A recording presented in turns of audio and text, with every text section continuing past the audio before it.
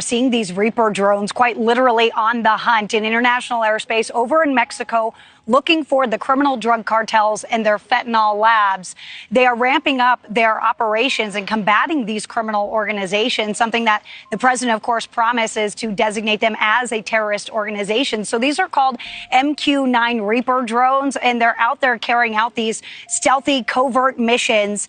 And they are not currently armed, but they can be equipped with payloads for precision strikes. The CIA, however, has not been authorized to use these drones to take lethal action, officials told the New York Times, adding that they do not envision using these drones to conduct airstrikes. For now, the CIA officers in Mexico are passing information that is being collected by these drones to Mexican officials.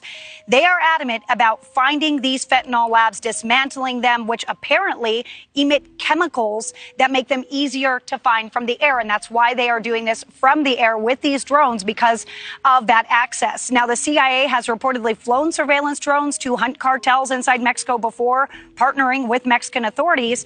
But here's the deal. With the more recent flights that were communicated to Congress, they were actually under the Trump administration using a particular notification that's reserved for new or updated covert programs that the CIA intends either to conceal or deny. That is what a source familiar with the matter said, adding that the notifications made no mention of Mexican partners this time around. So we talked with Darren Gobb. He is a geopolitical strategist, a U.S. Army veteran, and a former Black Hawk pilot about the CIA's covert drone missions in Mexico. Take a listen to what he said.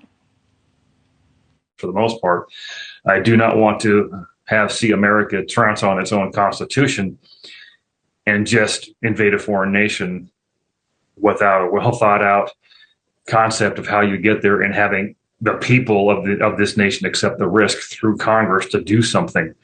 Now, I'm not saying that we would decide to, quote, invade Mexico, but if you're crossing the border into a foreign country with the U.S. military forces intent on accomplishing something like that, that looks a lot like an invasion. And you've just changed the situation significantly.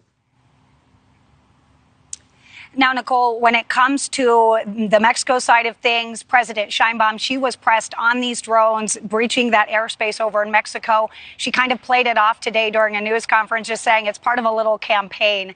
Now, when it comes to the president, he, of course, day one said he was going to crack down on the criminal cartels. This week, Nicole, we expect the president to make that formal designation of that terrorist organization for at least 6 cartels and gangs over in Mexico, Nicole. So we'll be waiting for that this week. All right. So, Allie, let's talk about your report yesterday. Border Patrol had stopped using body cameras because of possible detection.